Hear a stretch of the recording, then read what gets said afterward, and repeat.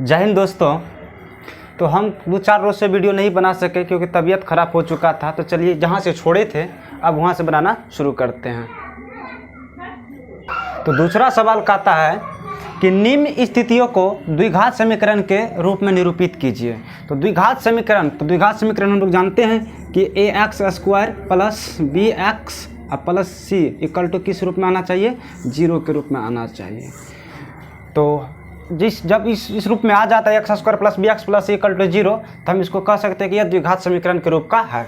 तो यही सवाल का 2 का हेडलाइन कहता है कि निम्न स्थितियों को द्विघात समीकरण के रूप में व्यक्त कीजिए। तो चलिए सवाल कहता है कि एक आयताकार भूखंड का क्षेत्रफल 528 मीटर स्क्वायर है। तो क्षेत्र की लंबाई क्षेत्र का जो लंबाई है चौड़ाई के 2 गुने से 1 अधिक है। तो हमें भूखंड की लंबाई और चौड़ाई ज्ञात करनी है।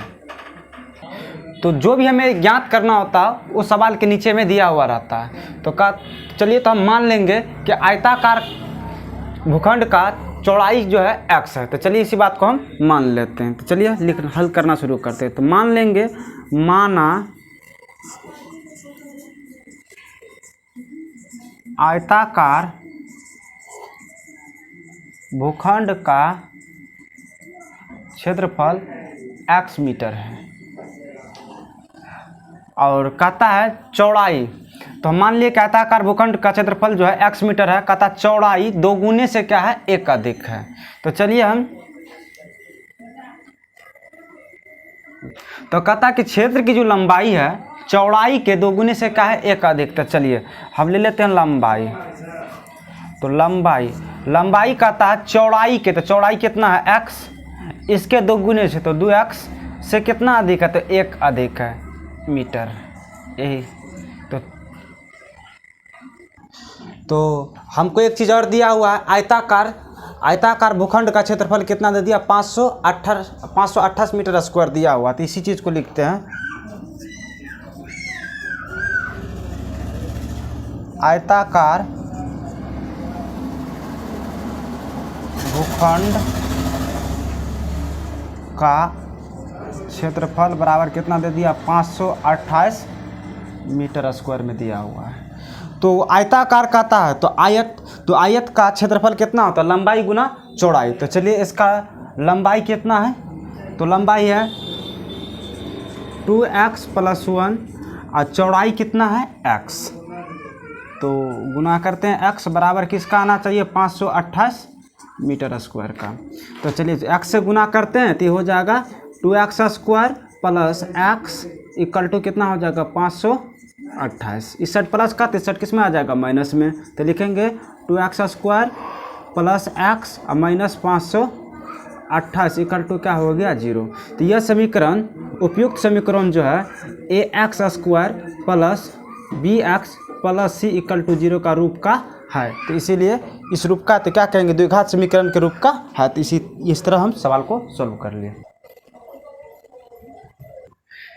तो चलिए 2 का दूसरा प्रश्न कहता है कि 2 क्रमागत धनात्मक पूर्णांकों का गुणनफल 306 है। तो हमें पूर्णांक को ज्ञात करना है।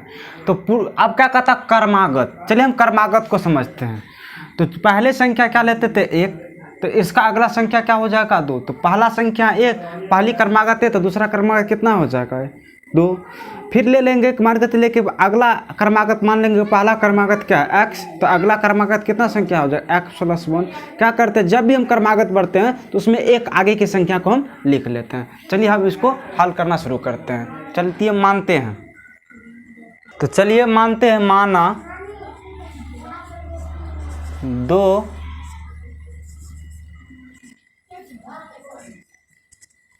क्रमागत धनात्मक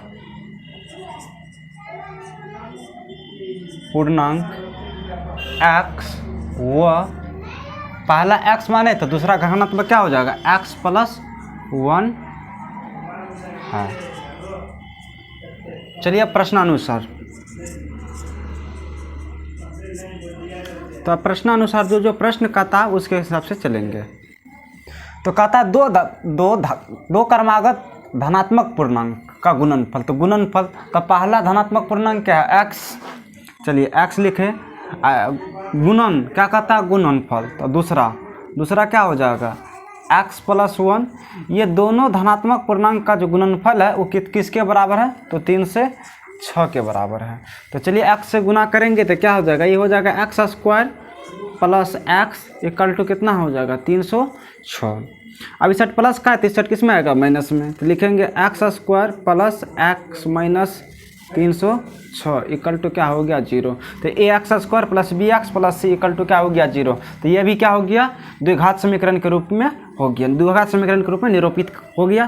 तो हम इसको यही तक कहता था कि द्विघात समीकरण के रूप में व्यक्त कीजिए। तो चलिए हम द्विघात समीकरण के रूप में व्यक्त कर ले, जैसे ax² + bx + c = क्या आना था, 0। तो इसी रूप का है। तो इस प्रकार दूसरा भी सवाल सॉल्व हुआ।